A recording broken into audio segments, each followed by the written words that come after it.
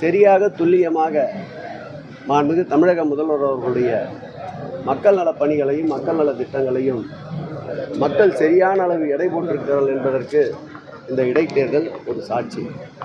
அதிலும் போட்டியிட்ட அனைவருமே முன்வைப்பு தொகை இழந்தது மாண்புமிகு தமிழக முதல்வர்கள் மீது தமிழக மக்கள் வைத்திருக்கின்ற நம்பிக்கையை எடுத்து காட்டுகின்றது. பல்வேறு வகையில் மாண்புமிகு தமிழக முதல்வர் அவர்கள் தமிழகத்தை பொறுத்தளவில் இது பெரியார் மண் என்று கூறுவார். அந்த வகையிலே பெரியார் பிறந்த மண்ணான ஈரோட்டிலே திராவிட முன்னேற்றக் கழகம் மீண்டும் அந்த மக்களால் அங்கீகரிக்கப்பட்டிருக்கின்றது. இது மாண்புமிகு தமிழக முதல்வர் அவர்கள் பெரியாருக்கு இந்த ஆட்சி ஏற்பட்ட பிறகு புகழுரைக்கின்ற புகழுக்கு ஒரு நற்சான்றாக இது அமைந்திருக்கின்றது. இனி வருங்காலத்தில் பெரியாரை தவிர்த்து தமிழக அரசியல் இடம்பெறாது என்பதையே இந்த வெற்றி காட்டுகிறது.